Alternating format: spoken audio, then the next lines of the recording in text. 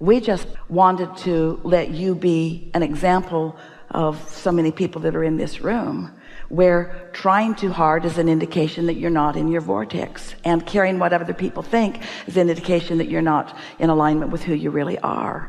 The whole point that we've been wanting to make all day today is that if you can just shift that one thing, everything shifts with it. But if you don't shift that one thing, then you have an endless life of trying to fix this. Your whole life is spent putting out brush fires, eking forward, and then trying to make things out of nothing. Trying to make things out of nothing when the entire universe is there ready to yield to you the allness that you want. The shift feels big, but it is so simple to do. It's so simple to do. All it requires is letting all the stuff go that you've been hammering and pounding on and trying to get right, and just find something that makes you feel good when you do it and do it, or makes you feel good when you think it and think it. For Esther, for a while, it was her treehouse. Now, her treehouse is a real tangible thing. It stands there.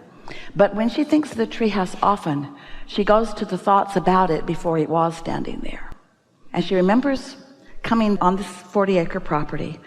And Jerry and Esther were walking around, and a lot of it is big oak trees, and a lot of it is cedar trees, and a lot of it is just a lot of brush. And so they were making their way around it, sort of trying to decide, it's a big piece of property, where do we want a light?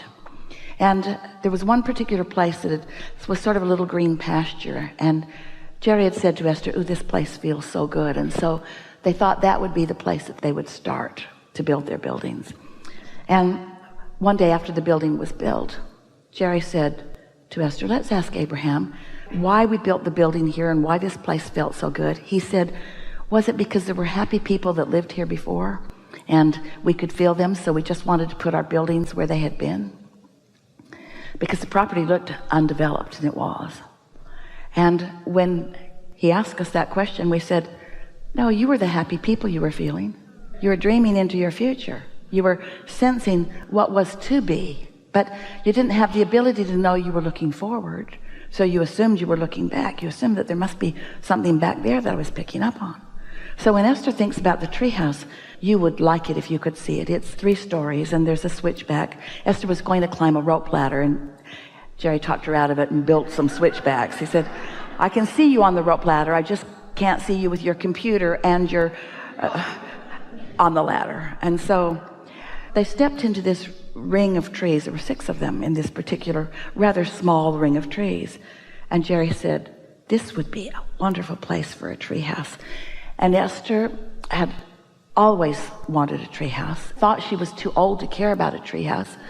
And now Jerry is dreaming about a treehouse, and as Esther stood there, she could feel the treehouse. And she said, "How far into the trees would it be?" And Jerry would say, "Way up there." And Esther said, "How far?" And Jerry said, "Well, let's go get a ladder and we'll climb up in the tree, and then you can get a look of it from in the tree." And so he got the tallest ladder that he could find. They put it on the top of the car, drove it over with both of them putting their hands on and put the ladder up in the tree. And Esther climbed the ladder, and she thought she was so far up in the tree. Now, when she's standing in the treehouse, she looks down to where the top of that ladder was. But it felt so far up.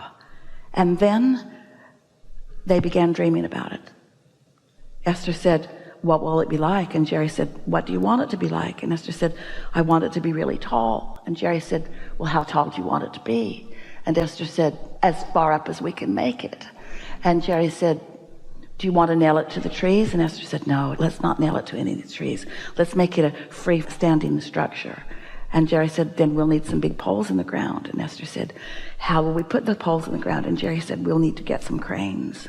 We'll need a crane and some really long poles." And so Esther is imagining really long poles, and she's imagining a crane putting the really long poles into the ground. And then she's imagining the poles being, so there were 6 big poles put into the ground, 40 feet tall. And then they built the bottom floor. And then Jerry said, "Now what do you want? And now what do you want? And now what do you want?" So they just dreamed it into being. And it is the dreaming of that treehouse into being that rings Esther's bells, not the actual structure standing there now. She remembers the feeling of something that wasn't there, but she could feel it as if it was. That's what we're talking about. And think what was attached to that, a feeling of whimsy. There was no practical purpose in the whole world for this. This was not an office building. This was not a studio. This was not a place that served any practical purpose. This was not something that Esther and Jerry were doing for any other reason other than it felt really fun to think about it, about a tree house, a playhouse. Are you getting what we're talking about? And so for years, ever since then, that treehouse was erected in 1996 or 1997. That's about the time that they were beginning the process of it. And all of those years, when Esther thinks about the treehouse, you know where she goes? To the dream of the treehouse, to the dream of it when it was pure, when it was clear, when there was no resistance whatsoever around it. Are you getting the idea? And so, what was the purpose of the treehouse? What purpose does the treehouse serve? Can you think of what purpose it might serve? To light you up. To dream. To dream. One day, Jerry and Esther were in Asheville, North Carolina. They were staying in their bus, and there was a family staying in a bus next door. And Jerry, especially Jerry, because he was out where they were, he got talking to them and got to know them and really liked them, and they really liked him. And they came into the bus. They liked to see the bus. The bus was a really beautiful bus. And then they were homeschooling, and he gave them the Sarah books, which are part of this work. It's a fictional story about all these truths, about a giant owl on Thacker's Trail, and about a treehouse. And so he gave the books to the children, and a few months later, he got a letter from the family that they were coming through the San Antonio area, and they would like to come to see the treehouse. And Esther and Jerry said, yes, we would be happy to meet you. We'll have lunch together, and we'll show you our treehouse, and brace yourself, because this is a really important thing for you to feel. So the children went up into the treehouse, and the youngest one began to cry, because this treehouse did not look like the treehouse in the book. She had dreamed a much better treehouse. And it is an awesome treehouse, but she had dreamed the treehouse in the book. She had seen herself flying on the ropes.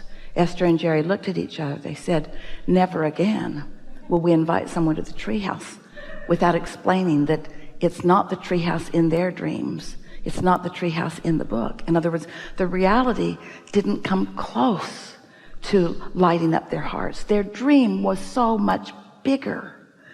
And so, we could talk on and on and on about the value of dreams and what it brings later, but the point of all of these stories is because we want you to at least be willing to acknowledge that there's happiness for you to have that is not attached to the real treehouse. There's happiness for you to have that's not attached to the real anything. And if you will believe that that happiness is there and reach for it from the power of what you've built into the vortex, which from your point of view is actually an unaccomplished dream for the most part, if you will allow yourself to let that come alive and let it come alive for the purpose of thrilling you, not for any other motive, and you will find yourself thrilled again and again and again with what you have been willing to dream about. What will happen to you for sure is that you will begin to align with the vibration of your inner being, who knows about all possibilities, who knows about nothing being off limits to you. And in that continual alignment, like our friend who was in Cancun, who tasted the energy of our rampages for a while and then allowed things to happen to them that had not happened before. If you will take the pleasure from your dreams that is available to you today, your daydreaming, we're talking about your daydreaming, we're talking about your willingness to just be playful and lighthearted in your mind, what will happen to you is that you will access this energy of your inner being, who knows for sure where you stand vibrationally in relationship to everything you want. And a sequence of ideas will then begin to flow to you that will lead you to the culmination of all things wanted. So if we were standing in your physical shoes and we were leaving this gathering and we were coming into conversation with people who haven't been here with you, who are wanting to know where you'd been and what it was like, we'd say, it's hard to explain. A lot of it I really didn't understand. A whole lot of it I could have done without, but I've decided I'm going to be nicer to myself, and I've decided I'm going to have more fun, and I've decided I'm going to think happier thoughts, and I'm going to decide that I'm going to look around for things that are surefire subjects for me to feel good about, and I'm going to concentrate as close to 100% on those things as I can. And your friend who wasn't here is going to say to you, isn't that unrealistic? And you would say, yes, but I've decided to leave reality and realism somewhere else because it's been tripping me up. I've decided to be right now, today and tomorrow, as long as I can keep it going, the one who dreams for the sake of feeling good rather than the realist who is facing reality for the sake of explanation or for the sake of attention or for the sake of justification. That's what I got from it. And they're going to say, it doesn't sound like you got much. Seems like sort of a small idea or maybe even an obvious idea. And then you might say, I thought that too at first, but the presenter of the seminar seemed so determined to make the point that there's power in that I've decided to give it a go. I've decided that I'm going to accept that life so far has caused me to ask for a lot, and I've decided to begin right now letting more of it in. And your friend, if you've kept their interest, by now they've probably gone home and texted somebody about what's wrong with you.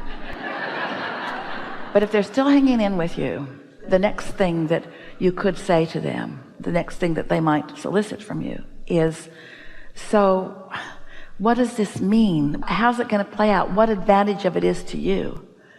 And you can say with as many words as you feel like saying, I'm not sure that it will lead to anything, but I believe that I will feel good in the moment. And for me right now, that's enough.